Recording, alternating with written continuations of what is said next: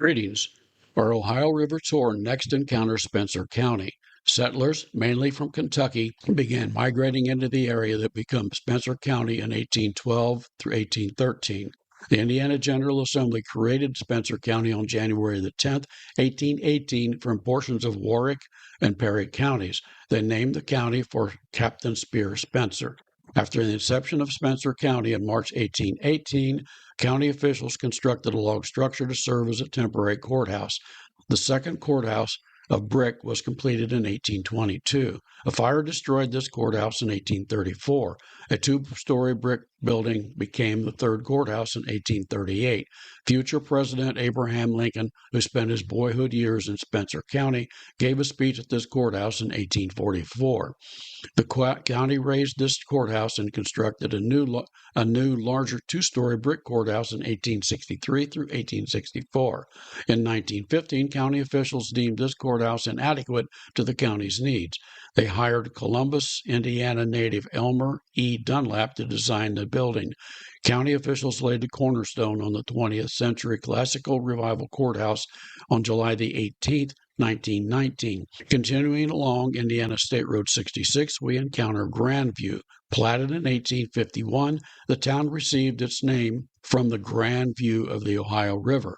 A small park here on the Ohio River gives you that grand view, especially at sunset. Next up is the county seat, Rockport. At Rockport, you'll find the Lincoln Pioneer Village. There are 14 Lincoln-era cabins in display in the Pioneer Schoolhouse. That include there's 14 Lincoln-era cabins on the display, include the Pioneer Schoolhouse, Lincoln Homestead Cabin, and the Old Pigeon Baptist Church. The Rockport Park Improvement Association built and maintains the museum, which includes hundreds of artifacts from Spencer County's past. You can call them at 812-649-9147. You drive north from Rockport on US 231 to reach the Lincoln Boyhood National Memorial.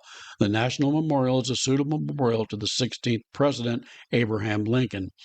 Lincoln spent his boyhood years in Spencer County and grew up in land around Lincoln Boyhood Memorial and the Lincoln State Park. The memorial includes a visitor center, cabin site, and Nancy Hanks' grave that would have been Lincoln's mother. It also includes the Trail of 12 Stones. The trail consists of 12 stones taken from sites that were important events during Lincoln's lifetime, from the stone chimney at the cabin of his birthplace in Kentucky to a stone from his grave in Illinois.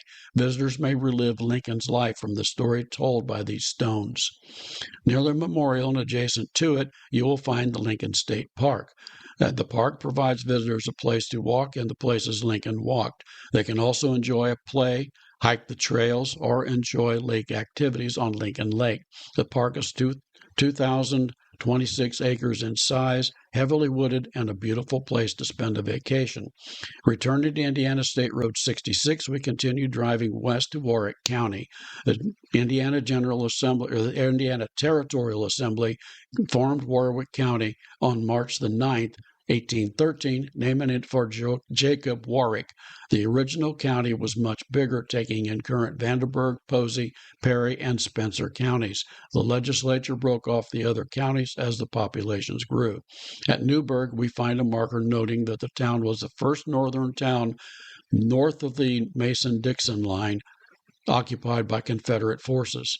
Temporarily occupied by Confederate Brigadier General Adam R. Johnson.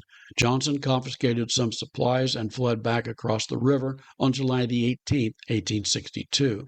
The majestic Ohio River forms Indiana's entire southern border, creating a lovely subject for a road trip.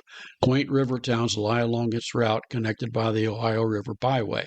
The byway stretches from the Mississippi River in southwestern Illinois to the Ohio River, source in Pittsburgh, Pennsylvania. The book mostly follows the Indiana route, though it does deviate in places to back roads that border the river. The route includes 13 counties, which are some of Indiana's oldest counties and contain some of the state's oldest cities and towns. Exploring the Ohio River can serve as your guide on a scenic and historic road trip along Indiana's southern border, the Great Ohio River. You can find the book on my website, where you can purchase it direct from me, and is also available at Barnes & Noble and at Amazon.